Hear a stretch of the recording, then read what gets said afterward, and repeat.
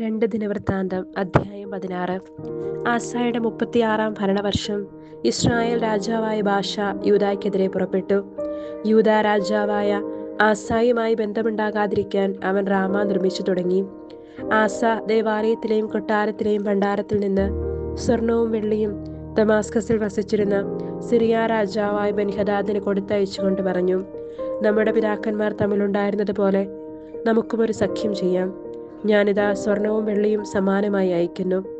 Israel രാജാവായ ബാഷ എൻ്റെ രാജ്യത്തു നിന്ന് പിന്മാറുന്നതിന് അവനുമായുള്ള സഖ്യം വിച്ഛേദിക്കുക. ആസ രാജാവിൻ്റെ അഭ്യർത്ഥന സ്വീകരിച്ച് ബെൻഹദാദ് സേനാധിപന്മാരെ ഇസ്രായേൽ നഗരങ്ങൾക്കെതിരെ അയച്ചു.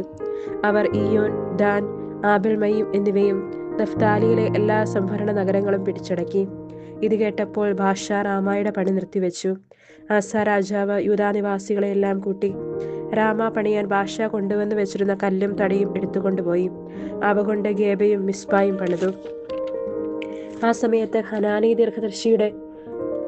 ദീർഘദർശി യൂദാ രാജാവായ ആസയുടെ അടുത്ത് ചെന്ന് പറഞ്ഞു, നിന്റെ ദൈവമായ കർത്താവിൽ ആശ്രയിക്കാതെ സിറിയ രാജാവിനെ അഭയം തേടിയതിനാൽ സിറിയ രാജാവിൻ്റെ സൈന്യം നിന്റെ കയ്യിൽ നിന്ന് രക്ഷപ്പെട്ടു. അസംഖ്യം രഥങ്ങളും കുതിരപ്പടയാളികളും അടങ്ങിയ ഒരു വലിയ സൈന്യമല്ലേ എത്യോപ്യർക്കും ലിബിയർക്കും ഉണ്ടായിരുന്നത്.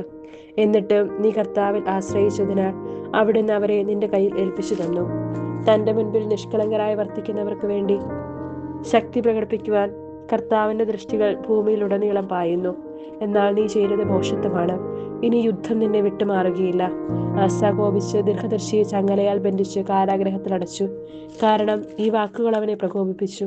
അന്ന് ആസ ജനത്തിൽ ചിലരെ ക്രൂരമായി പീഡിപ്പിച്ചു. ആസയുടെ പ്രവർത്തനങ്ങൾ ആദ്യാവസാനം യൂദായുടെയും ഇസ്രായേലിൻ്റെയും രാജാക്കന്മാരുടെ പുസ്തകത്തിൽ രേഖപ്പെടുത്തിയിട്ടുണ്ട്. തൻ്റെ 39 ഭരണവർഷം ആസയുടെ കാലിൽ രോഗബാധയുണ്ടായി. അത് മൂർച്ഛിച്ചിട്ടും അവൻ വൈദ്യന്മാരിലല്ലാതെ കർത്താവിൽ ആശ്രയിച്ചില്ല. 41 ഭരണവർഷം ആസ പിതാക്കന്മാരോട് ചേർന്നു. ദാവീദിന്റെ നഗരത്തിൽ തനിക്ക് വേണ്ടി തയ്യാറാക്കിയ കല്ലറയിൽ അവൻ സംസ്കരിക്കപ്പെട്ടു. വിദഗ്ധമായി കൂട്ടിയെടുത്ത പലവിധ പരിമളദ്രവ്യങ്ങൾ കൊണ്ട് നിറച്ച മഞ്ചത്തിൽ അവനെ കിടത്തി. അവന്റെ ബഹുമാനത്തിനായി വലിയൊരു തീക്കൂന കൂട്ടി. 2 ദിനവൃത്താന്തം അധ്യായം 17. ആസായിക്ക് ശേഷം മകൻ യഹോശഫാത്ത് രാജാവായി. അവൻ ഇസ്രായേലിനെതിരെ തന്റെ നില ഭദ്രമാക്കി. യൂദായിലെ സുരക്ഷിത നഗരങ്ങളിലും ഗ്രാമപ്രദേശങ്ങളിലും എഫ്രൈം ദേശത്ത് നിന്ന് തന്റെ പിതാവായ ആസ പിടിച്ചെടുത്ത പട്ടണങ്ങളിലും പട്ടാളത്തെ നിയോഗിച്ചു. തന്റെ പിതാവിന്റെ ആദ്യകാല മാതൃകയനുസരിച്ച് ബാലിനെ സേവിക്കാതിരുന്നതിനാൽ കർത്താവ് യഹോശഫാത്തിനോട് കൂടെ ഉണ്ടായിരുന്നു. അവൻ പിതാവിന്റെ ദൈവത്തെ തേടുകയും അവിടുത്തെ കൽപ്പനകൾ അനുസരിക്കുകയും ചെയ്തു. ഇസ്രായേൽ രാജാക്കന്മാരുടെ മാർഗം സ്വീകരിച്ചതുമില്ല. കർത്താവ് യഹോശഫാത്തിന് രാജ്യത്തിന്റെ പൂർണ്ണ നിയന്ത്രണം നൽകി. യൂദാ മുഴുവനും അവന് കാഴ്ചകൾ കൊണ്ടുവന്നു. അങ്ങനെ അവന്റെ ധനവും മാനവും പെരുകി. അവൻ കർത്താവിന്റെ മാർഗത്തിൽ ഉറച്ചു നിന്നു. യൂദായിലെ പൂജാഗിരികളും അശേര പ്രതിഷ്ഠകളും നശിപ്പിച്ചു. തന്റെ 3 ഭരണവർഷം യഹോശഫാത്ത് യൂദാ നഗരങ്ങളിൽ ജനങ്ങളെ പഠിപ്പിക്കാൻ ഉപദേഷ്ടാക്കളായി ബെൻഹായിൽ, ഒബാദിയ, സക്കറിയ, നെത്തനേൽ, മിഖായ എന്നിവരെ അയച്ചു. അവരോടൊപ്പം ലേവ്യരായ ഷെമായ, നെതാനിയ, സെബദിയ, അസഹേൽ, ഷിമ്രാമോത്ത്, യഹോനാഥാൻ, അദോനിയ, തോബ് അദോനിയ എന്നിവരെയും പുരോഹിതന്മാരായ എലിഷാമ, യഹോറാം എന്നിവരെയും അയച്ചു. അവർ കർത്താവിന്റെ നിയമഗ്രന്ഥവുമായി യൂദാ നഗരങ്ങളിലെല്ലാം ചെന്ന് ജനത്തെ പഠിപ്പിച്ചു. യൂദായ്ക്ക് ചുറ്റുമുള്ള രാജ്യങ്ങളിൽ കർത്താവിനെ കുറിച്ചുള്ള ഭീതി പരന്നതിനാൽ അവരാരും യഹോശഫാത്തിനെതിരെ യുദ്ധത്തിന് പോയില്ല. ഫിലിസ്തീനിൽ ചിലർ യഹോശഫാത്തിന് കാഴ്ചയായി ധാരാളം വെള്ളിയും മറ്റു സമ്മാനങ്ങളും കൊണ്ടുവന്നു. 7700 ചെമ്മരിയാടുകളെയും 7700 കോലാടുകളെയും അറബികൾ സമ്മാനിച്ചു. യഹോശഫാത്ത് അടിക്കടി പ്രബലനായിക്കൊണ്ടിരുന്നു. യൂദായിലെങ്ങും കോട്ടകളും സംഭരണ നഗരങ്ങളും പണിതു. അവിടെ ധാരാളം വിഭവങ്ങൾ ശേഖരിച്ചു. ജെറുസലേമിൽ വീരയോദ്ധാക്കളുടെ വ്യൂഹങ്ങളെ നിയോഗിച്ചു. ഗോത്രക്രമത്തിൽ അവരുടെ പേര് വിവരം: യൂദാ ഗോത്രത്തിലെ സഹസ്രാധിപന്മാരുടെ തലവൻ അദ്ന, അവന്റെ കീഴിൽ 3,00,000 പടയാളികൾ. രണ്ടാമൻ യഹോഹനാൻ, അവന്റെ കീഴിൽ 2,80,000 പേർ. മൂന്നാമൻ സിക്രിയുടെ മകൻ അമസിയ, കർത്താവിന്റെ ശുശ്രൂഷയ്ക്കായി തന്നെ സമർപ്പിച്ച അവന്റെ കീഴിൽ 2,00,000 പേർ. ബെഞ്ചമിൻ ഗോത്രത്തിന്റെ സൈന്യാധിപൻ എലിയാദ, വീരപരാക്രമിയായ അവന്റെ കീഴിൽ പരിചയും വില്ലും ഉപയോഗിക്കുന്ന പടയാളികൾ 2,00,000. നാലാമൻ യഹോസബാദ്, അവന്റെ കീഴിൽ ആയുധധാരികൾ 1,80,000. യൂദായിലെ സുരക്ഷിത നഗരങ്ങളിൽ നിയമിച്ചിരുന്നവർക്ക് പുറമെയുള്ള രാജ്യസേവകരാണിവർ.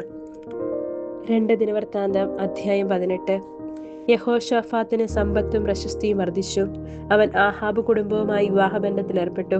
ഏതാനും വർഷങ്ങൾക്ക് ശേഷം യഹോശാഫാത്ത് സമരിയായിൽ ആഹാബിനെ സന്ദർശിച്ചു. ആഹാബ് അനേകം ആടുകളെയും കാളകളെയും കൊന്ന് അവനെയും കൂടെയുള്ളവരെയും സത്കരിച്ചു. അങ്ങനെ റാമോത്ത് ഗിലെയാദിനെതിരെ യുദ്ധം ചെയ്യുവാൻ തന്നോട് ചേരുന്നതിന് ആഹാബ് അവനെ പ്രേരിപ്പിച്ചു. ഇസ്രായേൽ രാജാവായ ആഹാബ് യൂദാ രാജാവായ യഹോശാഫാത്തിനോട് ചോദിച്ചു, റാമോത്ത് ഗിലെയാദിലേക്ക് നീ എന്നോടുകൂടി വരുമോ? യഹോശാഫാത്ത് മറുപടി പറഞ്ഞു, നീ തയ്യാറാണെങ്കിൽ ഞാനും തയ്യാർ. എന്റെ സൈന്യം നിന്റെ സൈന്യത്തെ പോലെ തന്നെ. ഞങ്ങൾ നിങ്ങളോടൊത്ത് യുദ്ധത്തിന് പോരാം. അവൻ തുടർന്നു, ആദ്യം കർത്താവിന്റെ ഹിതമാരായാം. അപ്പോൾ ഇസ്രായേൽ രാജാവ് പ്രവാചകന്മാരെ വിളിച്ചുകൂട്ടി. അവർ 400 പേരുണ്ടായിരുന്നു. അവൻ അവരോട് ചോദിച്ചു, റാമോത്ത് ഗിലെയാദിനോട് യുദ്ധം ചെയ്യാൻ ഞാൻ പോകണമോ വേണ്ടായോ? അവർ പറഞ്ഞു, പോവുക, ദൈവം അത് രാജാവിന്റെ കയ്യിൽ ഏൽപ്പിക്കും. അപ്പോൾ യഹോശാഫാത്ത് ചോദിച്ചു, കർത്താവിന്റെ ഇംഗിതമാരായാൻ അവിടുത്തെ പ്രവാചകനായി മറ്റാരും ഇവിടെയില്ലേ? ഇസ്രായേൽ രാജാവ് പറഞ്ഞു, കർത്താവിന്റെ ഹിതമാരായാൻ ഒരാൾ കൂടിയുണ്ട്, ഇംലായുടെ മകൻ മിക്കായ. എന്നാൽ എനിക്ക് അവനോട് വെറുപ്പാണ്. അവൻ എനിക്ക് തിന്മയല്ലാതെ നന്മയൊരിക്കലും പ്രവചിക്കുകയില്ല.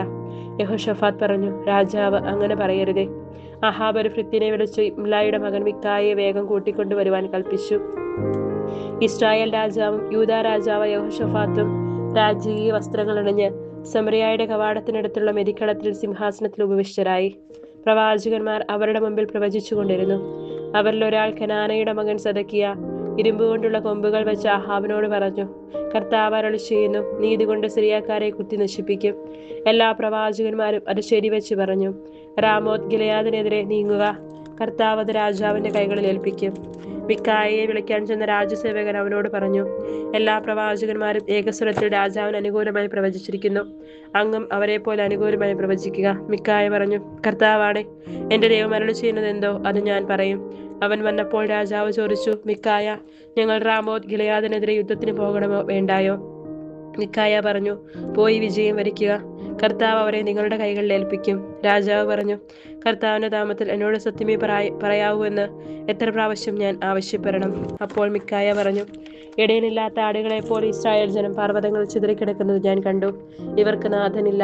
കർത്താവ് അരുളി ചെയ്തിരിക്കുന്നു, ഇവർ സ്വഭവനത്തിലേക്ക് സമാധാനത്തോടെ മടങ്ങട്ടെ. ഇസ്രായേൽ രാജാവ് യഹോശാഫാത്തിനോട് പറഞ്ഞു, ഇവൻ എനിക്ക് തിന്മയല്ലാതെ ഒരിക്കലും നന്മ പ്രവചിക്കുകയില്ലെന്ന് ഞാൻ പറഞ്ഞില്ലേ? മിക്കായ പറഞ്ഞു, കർത്താവിന്റെ വചനം ശ്രവിക്കുക. കർത്താവിന്റെ തന്റെ സിംഹാസനത്തിൽ ഉപവിഷ്ടനായിരിക്കുന്നത് ഞാൻ കണ്ടു. സ്വർഗീയ സൈന്യങ്ങൾ അവിടുത്തെ ഇടത്തും വലത്തും നിന്നിരുന്നു. അപ്പോൾ കർത്താവ് ചോദിച്ചു, ഇസ്രായേൽ രാജാവായ ആഹാബ് റാമോത്ത് ഗിലെയാദിൽ പോയി വധിക്കപ്പെടാൻ തക്കവണ്ണം ആരവനെ വശീകരിക്കും? ഓരോരുത്തരും ഓരോ വിധത്തിൽ മറുപടി നൽകി. ഒരാത്മാവ് മുന്നോട്ട് വന്ന് പറഞ്ഞു, ഞാൻ വശീകരിക്കാം. കർത്താവ് ചോദിച്ചു, എങ്ങനെ? അവൻ പറഞ്ഞു, ഞാൻ പോയി അവന്റെ എല്ലാ പ്രവാചകന്മാരുടെയും അധരങ്ങളിൽ നുണയുടെ ആത്മാവായിരിക്കും. അവിടെ അരുളി ചെയ്തു, പോയി അവനെ വശീകരിക്കുക, നീ വിജയിക്കും. ഇതാ നിന്റെ ഈ പ്രവാചകന്മാരുടെ അധരങ്ങളിൽ കർത്താവ് വ്യാജത്തിന്റെ ആത്മാവിനെ നിവേശിപ്പിച്ചിരിക്കുന്നു. നിനക്ക് അനർത്ഥം പറ്റുമെന്ന് കർത്താവ് അരുളി ചെയ്തിരിക്കുന്നു. അപ്പോൾ കനാനയുടെ മകൻ സിദക്കിയ അടുത്തു ചെന്ന് മിക്കായയുടെ ചകിട്ട് തടിച്ചുകൊണ്ട് ചോദിച്ചു, നിന്നോട് സംസാരിക്കാൻ കർത്താവിന്റെ ആത്മാവ് എന്നെ വിട്ട് ഏതു വഴിക്കാണ് നിന്റെ അടുത്തെത്തിയത്? അതിന് മിക്കായ പറഞ്ഞു, ഒളിക്കാൻ ഉള്ളറയിൽ കടക്കുന്ന ദിവസം നീ അതറിയും. ഇസ്രായേൽ രാജാവ് കൽപ്പിച്ചു, മിക്കായെ പിടിച്ചു നഗരാധിപനായ ആമോന്റെയും രാജകുമാരനായ യോവാഷിന്റെയും മുമ്പിൽ കൊണ്ടുചെന്ന് പറയുക, ഞാൻ സമാധാനത്തിൽ തിരിച്ചെത്തുന്നവരെ അല്പം മാത്രം അപ്പവും വെള്ളവും കൊടുത്ത് ഇവനെ കാരാഗ്രഹത്തിൽ സൂക്ഷിക്കുക എന്ന് രാജാവ് ആജ്ഞാപിക്കുന്നു. മിക്കായ പറഞ്ഞു, നീ സമാധാനത്തിൽ മടങ്ങിയെത്തുമെങ്കിൽ കർത്താവല്ല എന്നിലൂടെ സംസാരിച്ചത്. ഇത് ജനം മുഴുവൻ കേൾക്കട്ടെ. ഇസ്രായേൽ രാജാവും യൂദാ രാജാവായ യഹോശാഫാത്തും റാമോത്ത് ഗിലെയാദിലേക്ക്